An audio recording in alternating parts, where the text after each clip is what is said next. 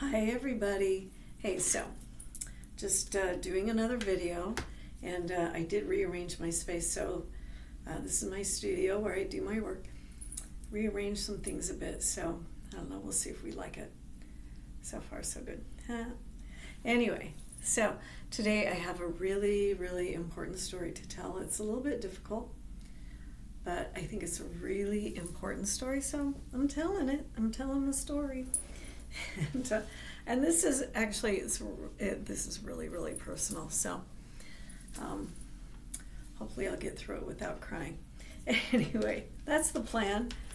So this story is about how I became, my journey to healing, and how that led me to being a healer and a psychic and a mystic, basically. But it's a pretty dramatic story, so hopefully, and it might be kind of long, so hopefully you'll stick through the whole thing.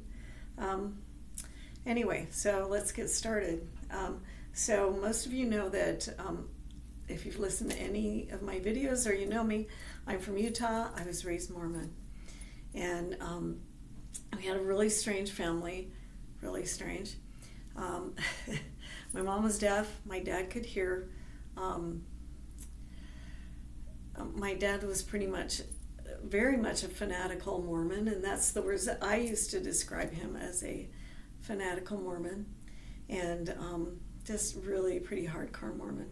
And he wasn't raised Mormon, so he was a convert, and sometimes converts to the church actually are a little bit more fervent, hardcore in their beliefs, because it's almost like they have something to prove. And my dad, very stern, very strict, and he's pretty much the ruler of the house, which is very Mormon. Patriarchal society, I know that's not unusual. Anyway, the biggest part of this story is that, and this is all true, that when I was 15 years old, I was a virgin and I was raped. Now, I didn't tell anybody that happened to me. It was actually on homecoming night. I went to a party. I didn't go to homecoming. No one asked me. And I have to grab something here. I'm grabbing a crystal to help calm me. Anyway, so I told my sister and my best friend about what happened the next day. I didn't tell anybody. And I'm not going to go into the details of that. At this time, this is not the place for it. But I was a virgin and I was raped. I was 15 years old, and I didn't tell anybody until I had to, because I could tell I was pregnant. I had morning sickness. I was morning sickness. I was all-time sickness. Especially when I get in cars. So I had to tell my parents, and this really was all hell kind of broke loose. Anyway, the short version of this story was that I knew the guy who raped me. I knew who he was. He was the brother of somebody in the neighborhood, the older brother of somebody in the other neighborhood, like this neighborhood next to ours in Utah, in Murray, Utah, actually. And so I knew who the guy was, because I knew his brother. He was the older brother. Anyway, so the Mormon church got involved with this whole thing, and this is one of the most kind of bizarre pieces of this story, is that my dad, he finds their phone number of these people, and and the guy who raped me, his dad was a detective for the Murray City Police, was a police officer.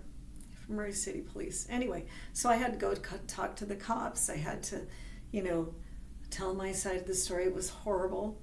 It was a really horrible experience to tell the police about this experience, because they made me sit there for 3 hours telling the story over and over and over again. It was really traumatic. And they could have charged this guy with rape. He was 18, I was 15. They could have gone for a statutory rape. I did not want to go through any kind of experience like what I went through again, having have to talk to these detectives and sit in court and testify against this guy. I knew that because it was so horrible.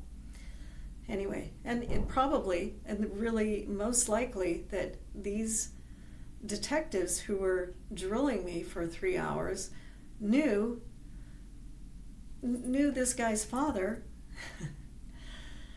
really well, and probably knew him too. That would not, it's just a small town. Come on. Anyway, that was part of my experience. And then, okay, but my dad did get a hold of this guy. I'm not going to say his name, the guy who raped me. He came over to our house, and my dad and this guy had a meeting out in the driveway of our home, and had a meeting about what they're going to do with me. What they're going to do with me. Yeah. Anyway, so, and man, my life was not in my hands at that moment, that's for sure. Anyway, my dad came in after this, and I was terrified that these guys were out my dad and this guy were out talking in my dad's car in the driveway. Very strange. Having a meeting about my life. Anyway, my dad comes in after this meeting and decides that I should marry this guy. They both decided, he agreed that I was going to marry this guy. And I thought my dad was insane at that moment. Absolutely insane. It's like, and I did not feel strong or powerful at that time in any way, but I actually said, that's insane, and I will not marry this man. I will not marry this man. I will not marry a guy who raped me. You want me to marry a rapist. Now, so I guess they decided I didn't have to marry him because I didn't, but they did send me away to live with a family to, hide me because I had been shamed and was pregnant. And the abortion wasn't even an option. I think the subject did come up, but was really not an option. So I was to give my baby up for adoption. Oh, and by the way, in the Mormon church, this is really common in that time period, that if you have sex outside of marriage, then first of all, it's a major sin that you've had sex outside of marriage, but your sin is as bad as being a murderer. So you having sex, even though you were raped, so it wasn't your choice, you're still a sinner. In fact, that sin is as bad as being a murderer. So hey, I was as bad as a murderer. I mean, where do you go after that? Anyway, so my parents sent me away to go live with this family where I was their babysitter. I was not a good babysitter. I have to confess, I was being forced to give my child up for adoption, but you want me to be a babysitter. And all of this stuff was arranged by the Mormon Church. The Mormon Church arranged everything. They have social services, a lot of them. I think this is pretty common in churches. But anyway, so they arranged everything, and it was their idea. This is what you're going to do. This is the best thing to do.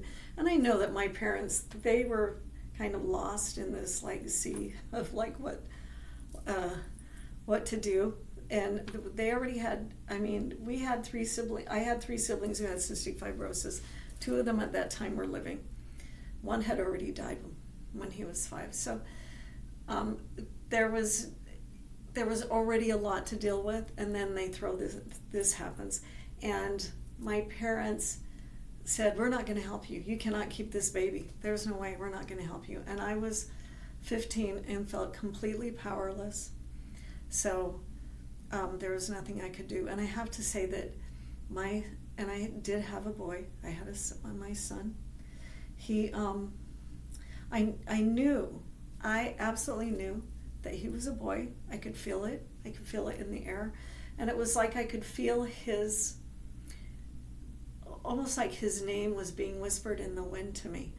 I knew who he was. I felt his heart. I loved him.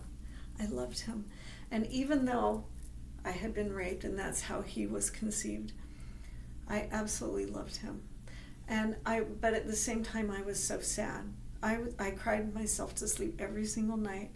I was so sad because I was in this position, living with strangers, taking care of their kids, and pregnant. And also, I thought it was so stupid that my parents made me hide. I thought it was ridiculous. And I did get to go home on weekends sometimes, and like if we would go to get something to eat, like at, I don't know, Dairy Queen or Arby's or some place like that, D's, that I had to hide in the car while everyone would go get food and bring it back into the car, and then we'd drive home. So I had to hide. Like, they hid me. I thought it was dumb. Anyway, part of the story. Anyway, so I finally had the baby. I had him, and having a child and knowing that you have to give it up for adoption, being forced to, that you love, I think the hardest thing I've ever done was signing those adoption papers, because I still had that feeling like the minute that you give birth,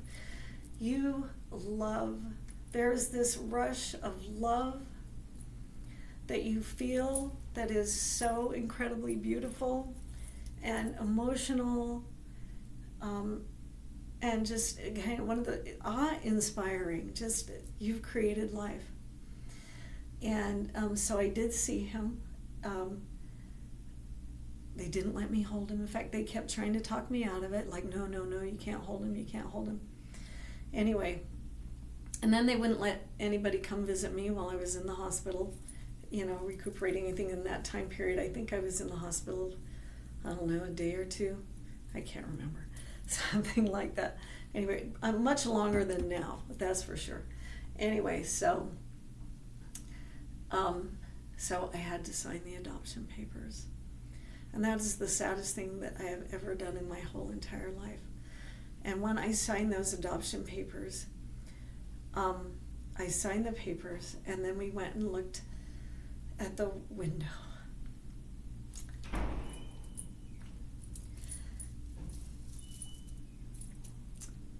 Okay, this is hard to say.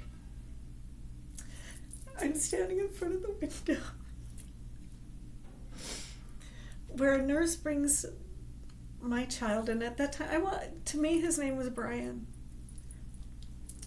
They held him in front of me with this window keeping us apart. And I tried to remember what I was doing while I was staring at him so intently was I was trying to burn that memory into my mind so that I would never forget what he looked like. And he was so beautiful. And I remember that just staring at him with this sense of, again, this awe, and just, oh my God, that's the most beautiful thing I've ever seen, is that baby boy. And then at some point, I had to walk away. And the social worker, the Mormon social worker, was by my side as we walked away. And what's weird was I tried so hard not to cry. I tried so hard not to cry as we walked away. But what I wanted to do was I wanted to lay down and die. My soul at that moment was so shattered, completely shattered, that I wanted to lay down, I wanted to collapse on the ground and die. And I was also trying not to cry all at the same time. It was just very bizarre and painful. And anyway, and Audrey, the social worker, she had her arm around me and she said, "It's okay to cry." And of course then I was bawling. And anyway, I don't even remember how many days after he was born that I did that. Like probably the next day. I'm not sure. Anyway, incredibly sad. And so I went back to this family that I had been living with. I was there, I think, for like half a day, and my parents came and gathered me back up, and we went back home, like as if nothing had happened, as if nothing had happened. And I became a zombie. There was like, I had been so emotionally, I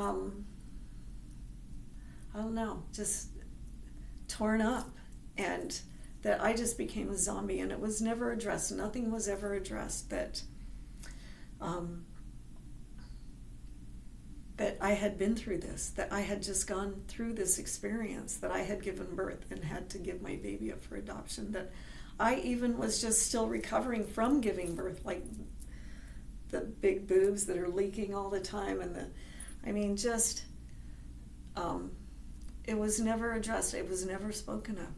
Nothing. Anyway, and so I was a zombie for the next, I don't know, year and a half, making it through high school, junior year, senior year. And somewhere along in my senior year, I just became angry. I was so angry of what had happened to me. It was sort of like I started waking up out of my zombie state of everything that happened to me. And I remember on the way home, when my mom was driving me home from the hospital, and I mean from the people's house, and I was coming back to live in my home with my family again, I remember thinking, oh good, I'm going to lose weight, and I'm going to lose weight, and I'm going to, so I have my body back, and I'm going to be normal. I'm going to just have my normal life back. But it became very, very obvious at some point that like about, well, no, a couple weeks later, I knew it's like, oh no, my life is not the same, and it will never be the same, and that's it. Anyway, right around the age of 19, 20 or so, I started having kind of a lot of mental, emotional issues. I became agoraphobic, like really, really bad agoraphobic. Like I had to plan if I was going to go outside. I had to plan where I was going to go and how I was going to get there, and every step of the way. And I had a really hard time being around people. And I also started having, I became bulimic too. So I was starting to have some disorders that were really disrupting my life. Yeah, it was a problem. Anyway, at some point I started having, where I couldn't even be around people. I couldn't be, but nothing was ever addressed. Nothing was ever like, oh, you've been through this. How do you feel? Nothing. And anyway, at some point I started having such a hard time being around people that at some point I had kind of a nervous breakdown. And in that nervous breakdown, I was literally, I didn't want to go to work, so I just didn't go to work, and I hid under my bed. Now I'm 19 or 20, one of those, and I have a roommate. I'm not living with my parents anymore. I'm hiding under the bed, and my roommate's looking for me because we worked at the same place. She couldn't find me, so I just hid under the bed because I just couldn't deal. And can you imagine being that old and lying? Just you can't deal, so you hide under the bed. That, I think a 5-year-old might do that. Anyway, so that's what I did. And then she went off to work, and I went outside, and I was totally losing it. I was wigging out. And I went to the mall because I felt better at the mall, and I bought myself some astrology magazines and some makeup. I think I might have bought myself some jewelry too. Just some cheap stuff, because those things made me feel better. It's because I was trying to make myself feel better. And I walked to the mall, which is kind of a long way. Anyway, at some point when I was at the mall, this is when this kind of, breakdown started happening, because I remember somebody trying to talk to me. Like I'm sitting at the mall on a bench, looking at my new purchases, and this guy is trying to talk to me. And I know he's trying to talk to me. I know he's trying to communicate with me, but everything he is saying is like, wah, wah, wah, wah. I cannot understand. It's not going in my head. And I'm like, I know he's trying to talk to me. And I just go back into my little astrology book, looking at it, trying to... Anyway, so I don't know if he could tell that something was wrong with me, or because I just didn't talk to him. I just kind of went, not going in. No sounds were going in. Now, at some point I decided I have to get out of here. So I started walking, and this lasted for many hours. I started walking back home. I'm on State Street in Murray. If you're from Salt Lake, you know where that is. Anyway, so I'm walking down the street. And at some point walking down the street, going north, Murray Park is there. So I walk by Murray Park, and I'm walking by Murray Park. And at some point I start thinking, I was having suicidal thoughts. I didn't mention that. I was having suicidal thoughts, but the thing is, and I was reading Sylvia Plath's book, The Bell Jar. While all this was happening to me, not a good book to read. Yeah, no, don't read that book. When you feel like you're kind of going nuts and are really sad and depressed and maybe suicidal. And I really related to that book, man, and what she went through. Anyway, because I felt like her, except for I was in a big pit. She was in a bell jar. I was in a big giant pit that no one could see that I was in. There's just this big giant hole that no matter what I did, I couldn't climb out of it. Now, I, at some point, decided instead of really, this was my thinking. This is not normal thinking. I was thinking, well, I can't kill myself, because if I kill myself, my parents have already had one child that died, and they're going to have 2 other children who died. How can I kill myself and them have another child that dies? How can I do that? How can I do that to them? I can't. So I had decided in my crazy brain, and I say that kind of in a funny way, my crazy brain, because I was having a breakdown. So I'm not making fun of anybody. This is just me talking about what was happening, and that's what I called it. That my brain was not functioning normally, and I was like, and I started thinking, well, if I just don't exist, if I don't exist, if I never existed, then none of this would happen, and I would just be gone. I would just be gone, and nobody would be hurt. And I could just disappear. So I decided that I was just going to disappear. Now, disappearing to me went, if nobody saw me, then I wouldn't be here. If nobody saw me, I wouldn't be here. So I went into the park, and I tried to hide from people. Like, if I saw somebody who looked my way, it's like, oh no, they saw me, therefore I exist. And I don't want to exist, so I have to hide even more. So try and hide behind bushes or trees, or just so that no one would see me, so that I did not exist. And this is how I was thinking. Now, that's crazy. That's not normal thinking, but this is how I was talking myself out of existing, is that if no one sees me, then I don't exist. And I actually was starting to make, at this point, like funny noises, like talking funny, and I was on the verge of crazy. I was right at the doorway of crazy, starting to enter into it. And as I was going through this, and it was kind of getting worse and worse as far as like the noises that I was making and responding to people around me, and like to running and hiding, and just really not normal in any way.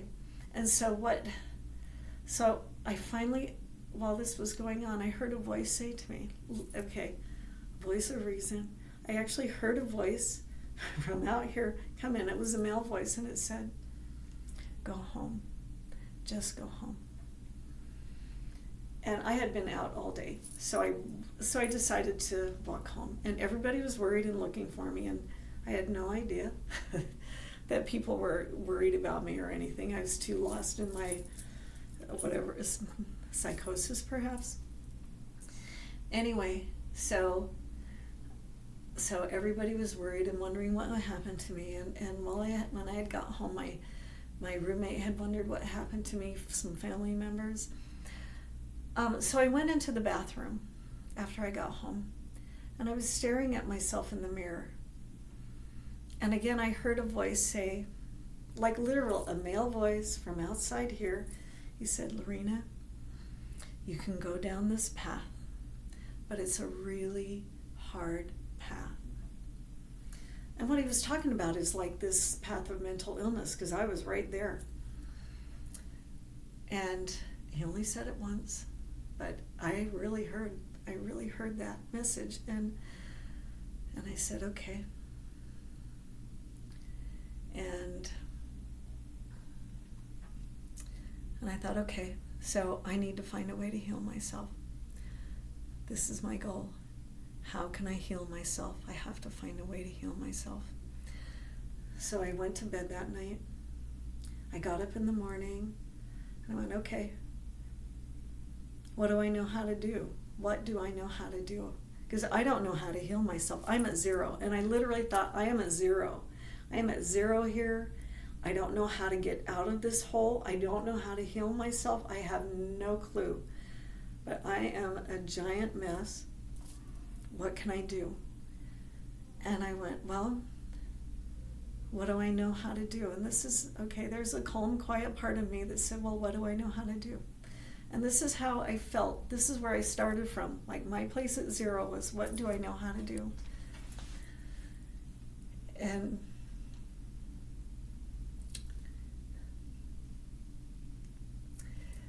I started with really simple things. And I went, okay, I know how to make my bed. I know how to make my bed. So I made my bed. And I did one thing at a time like that. It's like, put all my attention, I'm just going to make my bed. I know how to do that. I know how to make myself something to eat. I'm going to do that. You know, and I really started at that place. Because I was starting from it felt like the beginning. From nowhere at the beginning. And I made a list. This is interesting, because I don't think people did things like this at that time, but I made a list of things that I wanted in my life. I don't think I'd ever done that before. I made a list of what I wanted, and I don't even remember what was on that list or where that list is, but I made a list. It's like, okay, I have something to move towards. And again, I don't know how I'm going to heal myself, but I'm going to. And so after that, I kind of started growing very slowly into a better place, very, very slowly. And I had other things that were very kind of mystical too, that kind of helped me along that path. And my sister Jana, who died when I was 21, so it wasn't that much later after that, she told me to go to hair school. And so and I really listened. I mean, she came to me in a dream and said, go to hair school. And I was signed up 3 days later, and it changed my life, actually. Going to hair school. And that kind of got me. I had a path then. I had a defined path, and I knew where I was going. And anyway, I think I've talked about that on some of my videos. Anyway, so on to how do I heal? And since then, I've done many different types of mystical work, healing work, studied astrology, mediumship, psychic development, all these things, Reiki, Marielle, energy healing, matrix energetics. I've done so much work in this arena, and man, it helped a lot. And then anyway, I'm making this story shorter than it is, but at some point Kevin found me. His name's Kevin. He found me the day before he turned 25. He found me. I always wanted him to find me. We talked for 2 hours on the phone. A woman called me first to say, he's going to call you. I'm calling for this guy. Anyway, it was an amazing conversation. The day before he turned 25, so he was definitely in my mind. So we just jumped 25 years, and I had done a lot of healing work. Therapy was really good. I recommend therapy. But anyway, so I got to talk to him for 2 hours, and I told him everything. And I had many years to think about how he was conceived, the whole story around it. And he asked me, he said, tell me about my dad. And I said, do you really want to know? I mean, I'll tell you. Because I don't believe in secrets. I don't believe in hiding things. I will tell you. And he said, yeah, I want to know. And I told him. And And he goes, okay. And I said, hey, if you want to find him and connect with him, then that is your deal. You can do that. I will not be mad or angry. That is totally up to you. And he also had his girlfriend at the time had a child that she had given it up for adoption. And so they had talked a lot about it. In fact, she was the kind of instigator of finding me. So I want to thank her very much for that. Anyway, and he said that, so because of her, he had heard a lot about what it's like to be on the mother's side of having given a child up for adoption and what that's like. And one of the first things he said to me was, I'm not mad at you for giving me up for adoption.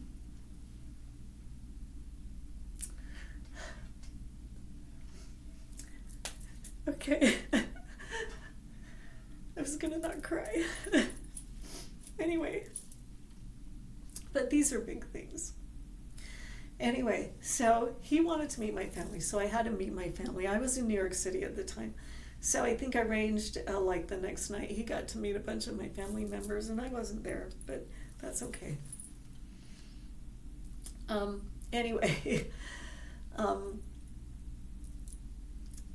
what am I thinking about? Okay, so I did meet him about 2 months later, and I did that on purpose because I really wanted some time to kind of emotionally adjust to this, because it was like being hit by a truck. Having him come back into my life was like being hit by an invisible truck that you didn't see coming. And but it was the biggest blessing in my life that he came back into my life. Anyway, so much for not crying. Anyway, more importantly, so I did get to meet him, and it was amazing and terrifying, and I could hardly breathe, and I think we both felt that way. It did get filmed, but I don't know what happened to that. I think it disappeared. Anyway, it was amazing meeting him, and since then he's a part of my life. His family's a part of my life. I went to his wedding. I was there when one of the children were born, one of my grandchildren. They have 3 children. Besides, yeah. Anyway, I think that makes sense. Anyway, but right after I met him, when I came back, because it ripped, oh no, not right after. Right after he came back, I got into therapy again, because man, that just ripped open those wounds. And I mean, ripped open those wounds. So it's like, and I had done a lot of healing, but I had to like do some more healing. And so I found a really good therapist that I really, really liked. She helped me a lot. She was amazing. So again, I recommend therapy. If you need it, please go get it.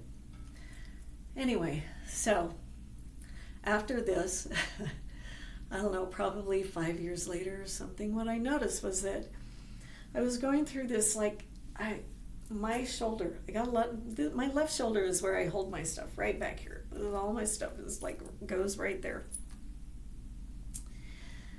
And I could feel I had all this stuff held in my body, and I mean like a lot of stuff held in my body. And I felt like this, like almost like it wasn't mine, or it didn't belong to me, but it didn't matter what I did, no matter how much yoga or energy healing or acupuncture or whatever, nothing made this thing go away that was stuck in my back on my shoulder. And I really felt like if I don't get rid of this, at some point in my life, I'm going to be hunched over like this. Totally. That's like, this is how I'm going to age, because this thing that I'm carrying with me needs to be addressed, and I can't get rid of it. And I, at some point I went, okay, I know what it is. It's anger. It is anger at my parents. It's anger at the Mormon church. It's anger for having gone through this experience that really changed my whole entire life. How am I going to get rid of this? Because I do know what it is. And I just thought, okay, so I have to forgive. I have to forgive. How can I forgive? And forgiveness seemed like the hardest thing on earth to do, because How can I forgive? What happened to me was not right. What happened, being forced to give my child up for adoption. The Mormon church, they orchestrated the whole thing. They told my dad what he had to do. He thought it was a great idea, and my mom too. Let's not leave her out. My dad trying to get me to marry the guy who raped me, which is insane. I was mad. I was angry. How can I forgive? Because this is not right. And this is the thing that I kept getting stuck on, is this was not right. And if I forgive, then it makes it okay. And it's not okay. It's not okay. And so this was the loop I was stuck in. It's not okay, so how can I let it go? It's not okay. What happened to me is not okay. In fact, it was incredibly painful and horrible and life-shattering. I mean, my soul, right? I don't know, it sounds like my soul was shattered, especially having forced to sign adoption papers and walk away from that baby. My soul was completely shattered. And I had to find a way to pick up those pieces again and keep going. It was really fucking hard. Anyway, so, sorry about the swearing, not really. I swear on occasion. Yes, I do. Anyway, so I kept reading books about forgiveness. I kept how can this be okay? How can I make this okay that this happened to me, and let it go? Because I can't find that. Kept reading books, watching TV shows on forgiveness. And so, anyway, long story. Actually, the story is a lot longer than what I'm making up. But what happened was, this was about a year of trying to find a way to forgive and having it be on my mind, and how can I do this? And I saw on TV, the Oprah show was going to be on TV, and it was going to be on forgiveness. And I thought, oh, well, I'm trying to do that. Maybe I should watch that show. And it was going to be on a Tuesday or something. It was my day off, so I'm going to watch that show and see what happens. And at this time, I was in my 40s, 40, I don't know, 47 maybe, 46, 47, somewhere around that age, maybe 48, I don't know, something like that. 40s, I was in my 40s. Anyway, so I sat down and watched this show on Oprah. And they had a lot of people who had been through some really horrible things. And as I'm watching it, there were definitely all sorts of people who had been through things, all sorts of people. And some of them you could tell, and horrible, some of these things. Some of them said they had forgiven, but you're like, I don't know if they've really forgiven that. It doesn't seem like it to me. And some of these people definitely had forgiven, but there was this one woman who I watched on TV, and as I was watching her, I was so struck and affected by this woman, so deeply impacted by this woman. And what had happened to her was that some guy broke into her house and assaulted her so badly that they couldn't tell who she was except for a scar on her foot. And that's how they identified her when her mom came to find her, when her mom came to the hospital to identify her. So she was still alive, but she was that bad. Anyway, she had said that this event happening to her really changed her life, and she noticed that she became more withdrawn and inside of herself, and really hid who she was. And it became worse and worse and worse until she wasn't living her life anymore. It became so bad, how this affected her, that she stopped living her life. And at some point she realized that she had to live her life again, that this event had changed her life too much, and that she wanted her life back again. And she said, I decided to just let it go. I just let it go. And she kept saying this over and over and over again. Let go and let God. Let go and let God. Let go and let God. And she said that she went through this thing of just being able to let it go. She decided to let it go, and she just let it go, and that God helped her. whatever that means to her. Anyway, and she even said that she wrote this guy a letter in jail, so I don't know how much later it was, and said, "I forgive you." And he wrote her back and said, well, that doesn't matter because it was all your fault. So he's blaming the victim, which, I think that happens a lot. Anyway, and that still didn't bother her, and she said, "I have forgiven this guy so much that I could have dinner with him and it wouldn't bother me." That's how much I let it go. And I was just watching her, and I was bawling, listening to her. And she's going, "Let go," and I let go and let God, let go and let God. Anyway, so I'm bawling watching her because I truly believed her that she found a way to let this go. Now, while I was watching this part, all of a sudden I tap on the head. I get a literal tap on my head. And I look up and I see, okay, I swear this is true. The wildest part of the story, there were in a circle of light or a bubble, there were 3 beings. They're all white. And the guy in the middle, he seemed male. The guy in the middle said, "It's only a lesson, let it go." And then they showed me, and then over them, I saw a picture of my mom and dad. "It's only a lesson, let it go." And I said, "Okay, I can let it go." And I let it go. And I let it go. And then I got another tap on the head, second tap on the head. And this guy, again, the 3 beings in the middle of this circle of light, he said, "It's only a lesson, let it go." And then I see a big picture of the entity of the Mormon church right there, smack dab in the middle, kind of superimposed over them. I'm like, okay, it's only a lesson, let it go. And I let it go. And I let it go.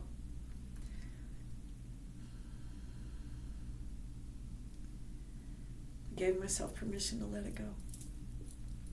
I got another tap on the head. 3 guys standing in a bubble of light, and they look very angelic, all white, angelic looking. I don't think they had wings. I don't remember. I was too in the moment to look to see if they had wings. 3 guys in a bubble of light, all white, tap on the head. They said, "It's only a lesson, let it go." And this time, it was the guy who raped me. Now, this surprised me. Because that was tucked away. That was tucked really far away, because it's easier to be angry at my parents and at the church than the guy who raped me, because that, I think, that's more controllable. The guy who raped me, I had no power or no control there, like 0. So I think that's why that was tucked away. Anyway, so it really did surprise me that was tucked away in that thing of what I needed to let go of. So again, it's only a lesson, let it go. So I decided to let it go, and I let it go. And after that happened, and then they went away, poof. Anyway, so I was on the floor bawling, I don't know, for about 2 hours, just bawling, crying for the relief of letting it go, crying for hanging on to this thing for so long, and for the freedom of it, and for me that had been through all that, just crying for all of it. And about 2 hours later, I stopped crying, and I just thought to myself, I want to see what the world looks like with my new eyes. I have new eyes to see, because I let go of so much that the world is going to look different to me now. And that's it, and I let it go. So I got ready. I washed my face. I probably looked kind of funny that night, but I went to an astrology class and I just wanted to see what the world looked like from this new place, because I knew that something significant had happened to me, and that I had healed a major part of me, And my healing journey is still going. I think healing, we're always healing. We're always learning. We're always learning lessons, and some of them are really, really hard. And then, and a bunch of years later, maybe 10 years later, I was sitting in a class where a woman had, right next to her, at a meditation thing, she was talking. She had been raped, or no, I don't think she had been raped. She got pregnant and was forced to give a child up for adoption. But she didn't even remember that it happened until many years later, which is really wild. But she's sitting right next to me telling the story, and I'm like, oh my God, that's so bizarre that I'm sitting right next to you. So I gave her a little bit of my story, shared with the group, because it was so similar to hers, and that, I don't know, a lot of women go through really bad stuff. Anyway, and being a healer, boy, do I get to see pictures of that. And I get to hear stories about that, and it's pretty amazing what people go through, but you can heal. Anyway, listening to her, I realized as I was listening to this woman that I still hadn't forgiven myself, and this is the last part of my story, that many years later, I was definitely around 50 or something, I don't know exactly, but I realized that I hadn't forgiven myself. Now, you might imagine, what do I have to forgive? I was a victim. These things happened to me. But I think victims self-blame. The way children try and figure out, why did this happen to me? Why are my parents this way? We self-blame because I think part of it has to do with trying to want power in a situation. And anyway, so I realized that I hadn't forgiven myself. I hadn't forgiven myself for being a really naive 15-year-old girl who put herself in harm's way, which is what I did. So I just went, okay, I have one more piece that I have to forgive myself. And not that I did anything wrong. It was that I just didn't know better. But there was still a piece that I had to let go of that was around that. So I let that go too. Anyway, and things still come up. But anyway, on my journey of healing, I have met many women who need healing. I've met many men who need healing through all sorts of things. But I've had so many mystical experiences where I had to absolutely delve into the mystical. And that's why I'm a healer. And that's why I do energy healing. That's why I do energy healing readings, mediumship, all these things, because I've had these experiences that have really helped me heal. And that doesn't mean that I don't have parts that still need healing. Because if you're done, then you're done and you're out of here. Anyway, that's my share. That is my story. I hope that you can find some healing or some strength in this story, and that it might help somebody to keep going. That no matter what, we do have help. We absolutely, at the darkest moments in our lives, we have help. People are helping us. Spirit beings, guides, teachers, the unseen hand. We have a lot of help. Otherwise, hey, I would not be here. I can tell you that for sure. Anyway, so hang in there. Ask your guides, ask your teachers, ask Source to assist you in whatever way that you may need. Anyway, I hope this helps. And I hope you enjoy this story, and I hope it inspires you. Truly, truly, truly. Anyway, that's it. Have a wonderful day. Talk to you soon. Life is good. Life is good.